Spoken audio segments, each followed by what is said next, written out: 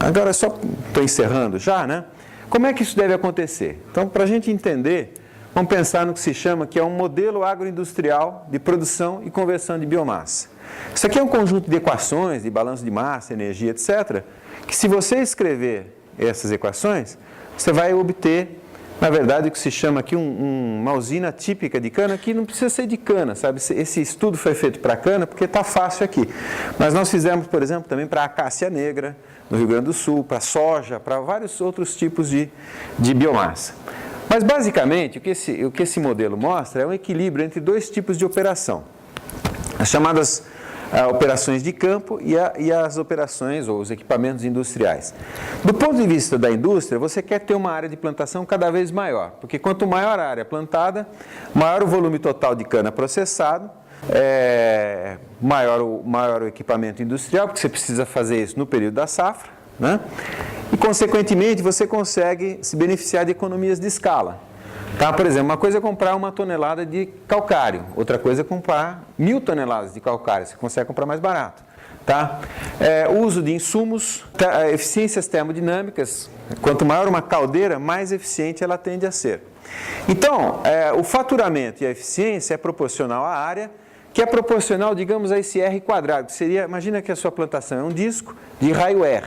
Então, o faturamento e a eficiência é proporcional a R quadrado e você quer aumentar. Quanto maior, melhor. Por outro lado, as operações de campo, então o preparo do solo, você vai arar, você vai colher, você vai transportar a safra, né, do campo para a indústria, vai levar os nutrientes das indústrias para o campo e assim por diante. Isso é custo. Então, por esse ponto de vista, você quer diminuir o máximo.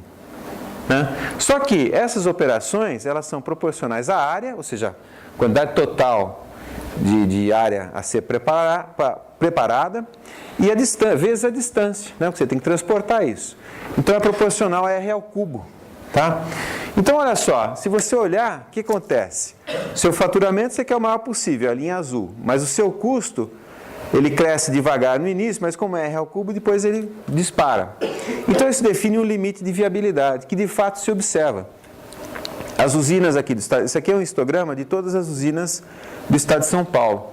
Tá? Esse equilíbrio ele ocorre aqui em torno de 30.000 hectares, que é a nossa usina típica. Se você pegar, então, 30.000 hectares, multiplicar pela produtividade média no estado de São Paulo, aqui em torno de 80 a 90 toneladas por hectare, considerar um período de safra de 200 dias, você vai ter uma taxa de processamento de 500 toneladas por hora, durante 24 horas, durante 200 dias. Tá? Essas 500 toneladas vão te produzir 35 toneladas por hora de açúcar ou 42 metros cúbicos por hora de etanol. Vão representar uma emissão de 2 toneladas por hora de CO2, só nos processos de fermentação aqui. Tá? Você tem resíduos sólidos e tem vinhaça.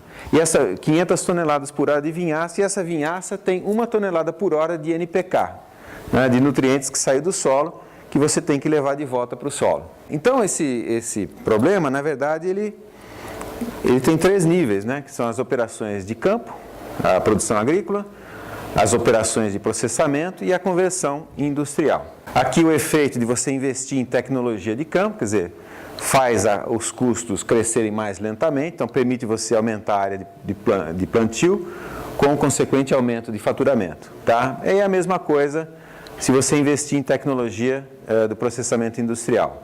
Tá? Então, olha só um exemplo interessante. Se eu investir em pesquisa, por exemplo, um sistema de tração mais eficiente, esse trator aqui, eu vou bolar um pneu de uma geometria melhor que dá mais eficiência de tratores, de tração. Isso permite, por exemplo, dispensar esse peso que vai ter, aqui não sei se dá para ver, tem um peso morto na frente do trator, que é para dar peso na roda, para dar tração. Esse peso você fica carregando para cima e para baixo, né, gastando energia para isso. Então, se você investir aqui no sistema de tração, ou na esteira, por exemplo, você poderia ter menos peso lá.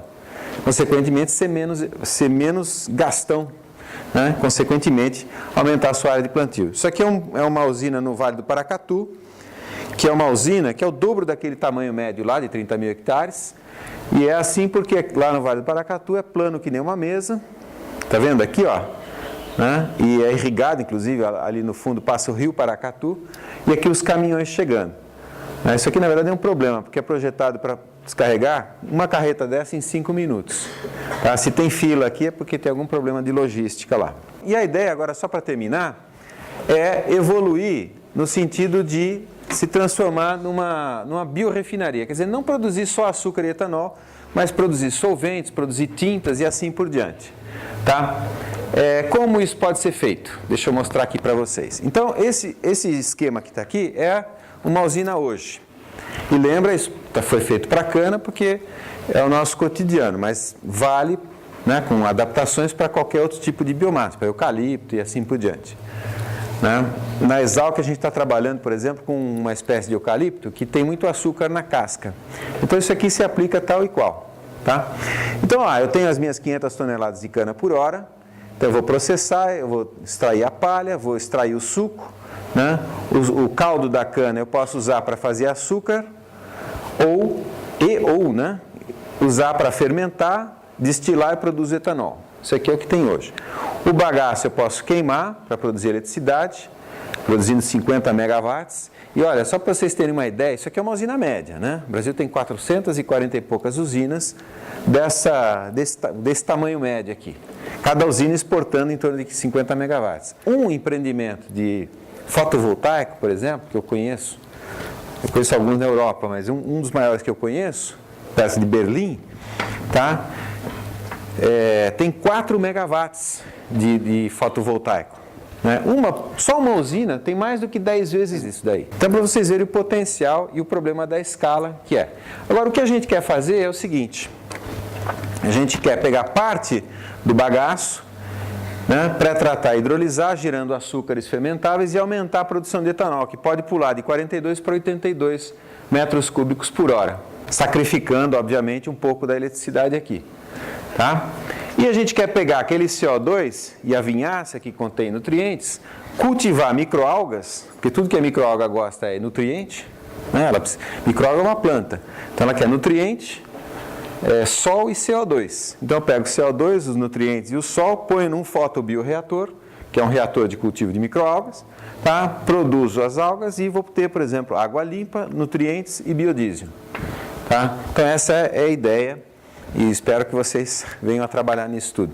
Então, essas são ideias, mas é o sonho, é o que a gente pede para o Papai Noel, né? Então ainda não é real, sabe? A gente tem que planejar os passos e principalmente tem que formar as pessoas que vão trabalhar nisso, e essa é a razão, né, de eu ter vindo aqui, pela qual agradeço o convite. Tá ok? Então, era mais ou menos isso que eu tinha para falar. Muito obrigado.